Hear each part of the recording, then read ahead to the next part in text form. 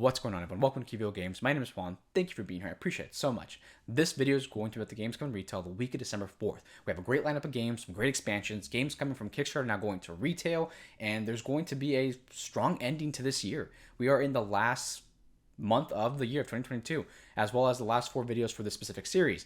And then coming up next year, we have another great lineup of games coming out right in January. I've already have the research done, and it's going to be crazy. It's going to be a massive year for games next year. I'm really excited for that. And I'm excited to end this year strong with a lot of great titles. Now let's get this video going. Let's start showcasing. Quick disclaimer. Keep in mind that I'm covering the games coming to retail in the US. So you may have already seen these games in other regions of the world, or you may have already seen a video or coverage by a reviewer or a content creator who has gotten a copy of the game, an early copy of the game. Or you may have it yourself from going to a convention. All possibility. Or from Kickstarter, you might have gotten it earlier. Keep that in mind. Also, keep in mind there is a global shipping crisis going on. So if there is a change or a delay within the shipping, I will definitely make sure to update you on the game's new release date on the videos on that current video week. Keep that in mind that there may be delays, and if it does, I'll make sure to update you. Usually at the beginning of the video, we'll have an update stating specifically the game, first ones to be updated are the delayed games. Awesome. So now we get that out of the way, let's get this video going. Starting off first, coming out December 6th is going to be Critical Foundations. So Critical Foundations is actually a intro to tabletop RPG kind of thing. It's a board game, but it's intro into a tabletop RPG, and it's going to be season 1, so it looks like they're going to have multiple seasons for this. So it's going to be an intro to role-playing, and you're going to be creating your character, of course, just like a tabletop session. What I think about what's really good about these type of games is that it really does intro people or open up the hobby into more tabletop gaming, or tabletop RPGing. So the RPG section of things can get really difficult, honestly, and finding a DM specifically is a difficult part. So this kind of intros that and kind of eases people in to DMing or being a game master or dungeon master. And that's what Critical Foundation, I think, would do for that. It's based in 2035, which you really think about it, it's in like 12 years from now. What, 2022? Yeah, well, 12 years basically. 2023 is around the corner. And it's going to be about huge multinationals to have taken over, and nanotechnology is part of everyday life. So it's basically a takeover of technology and people up at the top. Interesting topic. I'm actually kind of curious about that theme, and I would love to explore that myself, to be honest. Critical Foundation Season 1. It's going to be, like I said, an intro to RPG, and it's coming out November 6th by Hachette Board Games. Another one by Hachette is going to be Idavoll, Nidavellir expansion. Idavoll. That's what I'm assuming it's called. I butcher these names to the T. Correct me in the comments. That would be excellent. I love to really pronounce these the correct way. So Idavoll is going to be Idavoll. I think it's Idavoll. Idavoll is going to be an expansion to Nidavellir. If you know what Nidavellir is a game that hit the masses, and it was actually extremely popular, and it still is extremely popular. I've heard a lot of great things about the way it's honestly leaving store shelves pretty quick. I haven't gotten a copy myself yet, unfortunately. I have played it on BGA, though. So Idavoll is going to add to Nidavellir actually, let me explain Nidavellir as it is. So Nidavellir is going to be a game where you're recruiting dwarves to add to your army to go off and fight a dragon. As you recruit these dwarves, you're going to score points or get multipliers or abilities to score points. So the whole thing is an auction game where you're going to auction off in different taverns. Whoever has the highest auction gets to pick first in that specific auction house. That specific tavern, you get to recruit a specific card, which is a dwarf on it, that has an ability of a multiplier of some sort. It's a little bit of set collecting and auctioning in the game. So Idavoll, what is that going to do is going to add more, not dwarves, it's going to add more cards to recruit. You're going to get an extra turn in the game, as well as gods, giants, valkyries, and mythical creatures that you can actually start recruiting now, which that basically just adds more abilities, more cards to multiply with, and a little bit of variability as well. The variability, of course, comes with the expansion. This is the second expansion they have coming out, and it's going to be honestly, it's been a hit before. The game itself is extremely popular. I don't see this game not being any more popular than it already is with this expansion. I think, honestly, it's actually a pretty fun game. I will definitely admit that. I have a lot of fun with the game. Idavoll, like I said, adds some more variability, adds some more cards. Always good if you're looking to expand your game more. If you didn't enjoy Nidavellir, then of course don't get the expansion. But that's what it'll be. Idavoll by Hachette Board Games, coming out December 8th. Next one here, Wingspan Asia by Stonemaier Games, coming out December 9th. So Wingspan Asia, pretty interesting. addition to the whole Wingspan collection. So Wingspan Asia, it can actually be played by itself as like a dual type of game between two players, a two-player version of Wingspan essentially. It's a standalone game, but can also be incorporated with your original Wingspan collection. And you can incorporate the game as well. Adds a slew of new cards, of new birds, which are the cards. And yeah, if you don't know what Wingspan is, essentially, so Wingspan is an engine building game you typically use with birds, essentially. So the birds on there have different abilities. And if you collect I do not know if the toucan bird card does this, but if you get a toucan card, and if you have 4 more toucans, you get multiplied times 2 points on your toucan cards, or different colored cards as well. It's an engine building game, and your engine runs with all the birds you collect. Honestly, I was really skeptical about the game because of the theme, and I will admit the theme isn't really my thing, but the game is beautiful and it's gorgeous. I mean, it has really nice cards, as well as the gameplay itself. It plays pretty smooth, and I can see why people really enjoy it. Even the cards themselves, like I said, the cards themselves have a lot of information about birds, and the different birds are very beautifully illustrated on the cards. Wingspan Asia is going to be an addition either to your original Wingspan collection, or you can play it as a standalone game for 1 or 2 players. It comes with a solo mode as well. Or it even says you can actually do a 6 to 7 player expansion with this. 6 to 7 players is a tough one. There was a dramatic pause there. 6 to 7 players, a lot of players. Having that option is unique and cool, but usually games just drag a lot when it's at high of a player count, unless it's specific. There's specific games that actually play really well at that high player count. Social reduction games, some party games. There's Quartermaster General, which I think actually plays really well at that. So Wingspan Asia is going to be an expansion that you can add to your Wingspan collection or standalone collection. It's going to be by Stonemaier Games, coming out December 9th. Coming up next, a big game that came from crowdfunding, now coming to retail. Like I said, I always say it every time, I'm glad that's happening. We definitely don't want that FOMO to be hitting people like that. Have games be more inclusive, right? And inclusive in many different ways, but as well as just limiting the people who back this on a crowdfunding source. I mean, having the game kind of retail is always good, and I appreciate that a lot, that they actually did this. Modifius did this with Skyrim, the adventure game, which is releasing on December 9th. So, Skyrim, the adventure game, keep in mind, adventure game, right? It's definitely, like, when they say adventure game, there's not really much dungeon crawling, right? And I've noticed that difference recently when I started playing different board games, I guess, or cooperative board games, which are dungeon crawlers, and there's adventure games. You're not really dungeon crawling here. You're not going on a map by hex to hex, traveling and exploring the loot. There's a big story element to this game. If you don't know what Skyrim is a extremely popular video game, and it's part of the Elder Scrolls series, which is an RPG. It's an open world game where you go in, you make your character, it's fantasy based, and your character can be like a high elf, and I think it's like an orc, and different species, of course. And you go in and you're building your own story, going through a campaign, as well as having many different side quests. And the most popular part about this game is the exploration. I mean, you get to explore so much in the video game, and I think they're incorporating that pretty well in this world of like this adventure board game. The adventure game is going to be more story-based and scenario-based. You're going to have a bunch of stories and a bunch of cards that all have different and multiple endings, and it's got a branching off story. So they call it endless replayability because when you replay it, you can take a different path on a quest and end up in a different part of the story, which is pretty unique and cool. I would have to admit the fact that I like games when they do that, and adventure games are pretty interesting. And there is a big difference an adventure game and a role play and a dungeon crawler. The adventure games, like I said, just typically has a bunch of booklets and a bunch of campaigns and stories and scenarios, and you kind of go through those stories and scenarios, compared to a dungeon crawler where you have a miniature and you're kind of going space by space going through the game. The thing is, a lot of cards, a lot of paper going on here. I don't really have any pictures, but Elder Scrolls, the Skyrim adventure board game is coming out December 9th, and they also have a bunch of expansions too. I'm not going to cover the expansions. They just basically add, it's called like Dawn Guard and a bunch of other modules from the video game coming into the board game, and they add more stories and variability to the gameplay a little bit, and some more characters. They're all coming out December 9th, and it's called Elder Scrolls Skyrim, the adventure game. Coming up next, coming out December 9th, is going to be Catastrophe.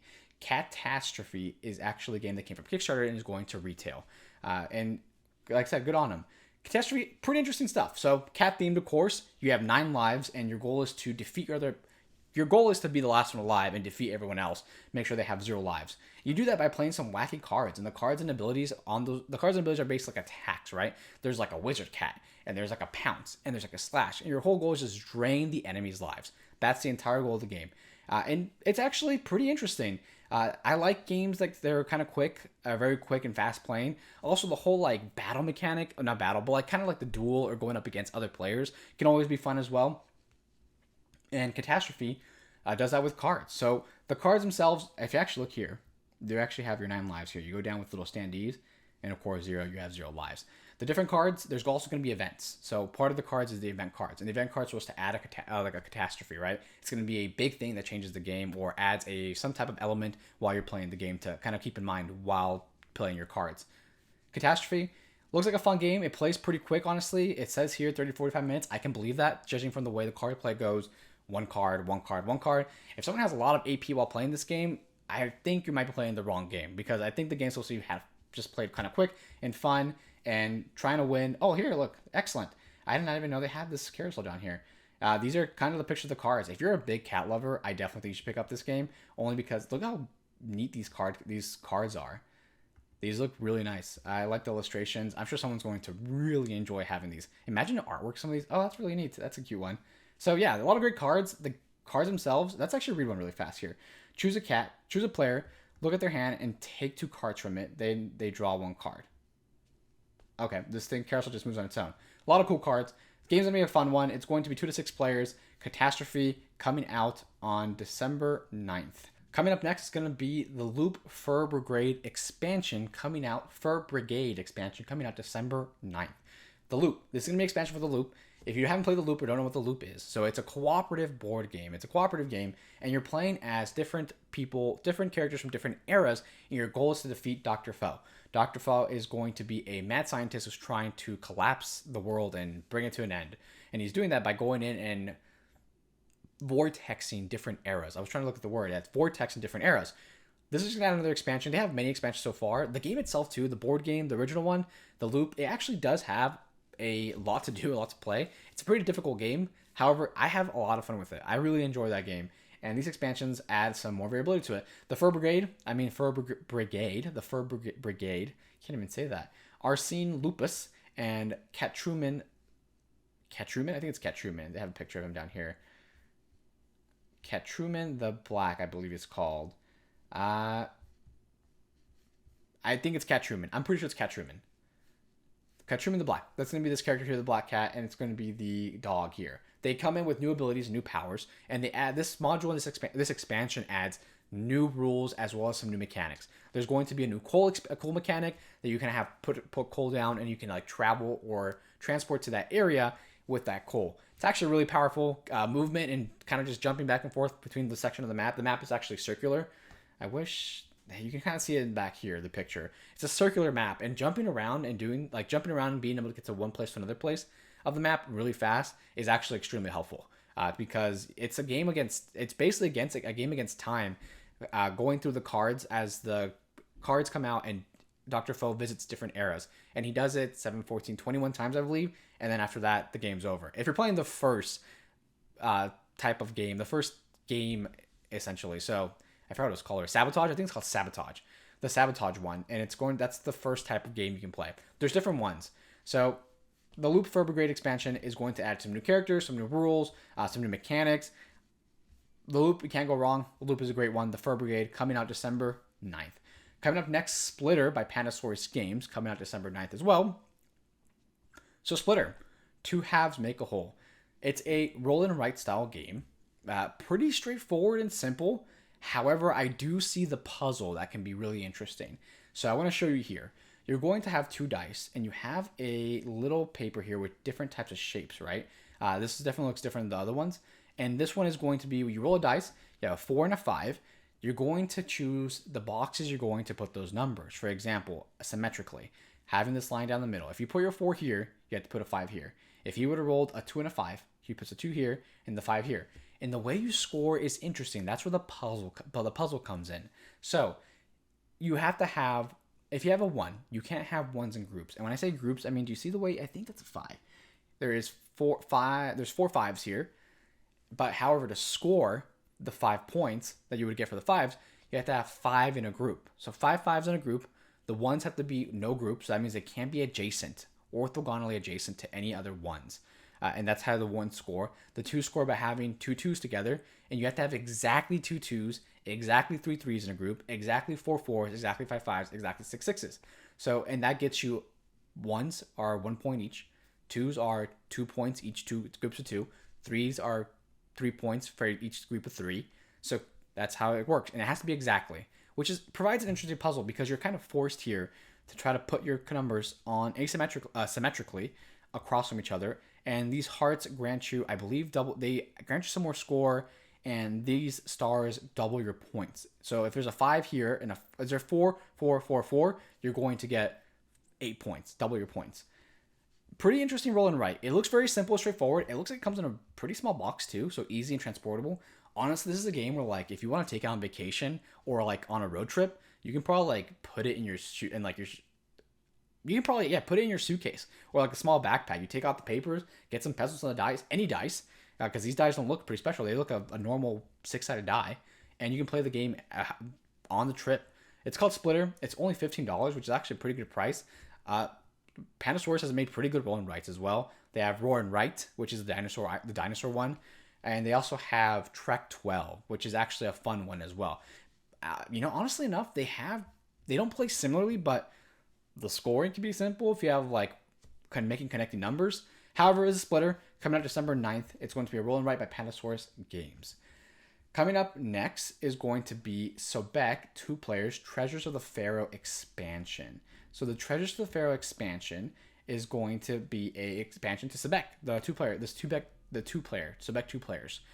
Treasures of the Pharaoh adds more tiles. So Sobek, essentially what it is, you're a merchant in a thriving new city, and the city is city being built. You're in a market next to it, and you're a merchant there. Your goal is to be a better seller than your enemy, and the way you do that is by collecting different tiles on the board, creating different multipliers and sets, and then selling them out to collect points. When you do that, the way you do that is there's I forgot what it's called. It's this piece here, and I'm see what find it here. I think it's called an Ankh. It's called an Ankh, I believe. It's a little here it is actually. It's a piece like this that moves around the board. And the board the Ankh goes, for example, in the middle, and it goes diagonally. Is there a picture? There is not. Okay. Try my best to explain it to you guys. There's a board, and there's different squares all around. You put your Ankh there, and depending on diagonally where the Ankh can touch a tile is where the tile you can grab. And when you grab that tile, the Ankh moves to where that tile used to be the one you just grabbed, and that's what your enemy can now, that's the position that your enemy can now get from, right? They have a different now diagonal tiles that they can pick out from. And like I said, you're trying to create different sets and sell them out to gain points. Pretty straightforward. What this specifically adds is a bunch of new tiles, and as well as a new corruption, I believe a new corruption module or mechanic. So it's pretty straightforward and simple. It looks like I said, if you enjoy Sobek so far, I thought Sobek was pretty interesting. It's a fun game. It's a 2-player game as well, and it plays quick. So that's always good, like finding quick games to kind of put into game night or even before game night, where like maybe you and a friend arrive, your friend came over, and you're waiting for the other friends to come out. Oh, we'll bring out Sobek and play real quick. This adds some variability to that game, and it's going to be Sobek 2 players, Treasures of the Pharaoh expansion. And that is it. Those are the games coming out to retail this week of December 4th. There's pretty good amount of games, honestly. Pretty good expansions as well. Honestly, some of these it can be pretty dangerous. And when I say dangerous, I mean, geez, some of these are really good that I want to pick up on myself at that point. Colors are coming up as well for gifts. These can be good gifts to give out. You just never know if the avid board gamer, if they have Nidavellir, give them Idavoll as well. Idavoll. If they have Wingspan's really popular, give them Wingspan Asia.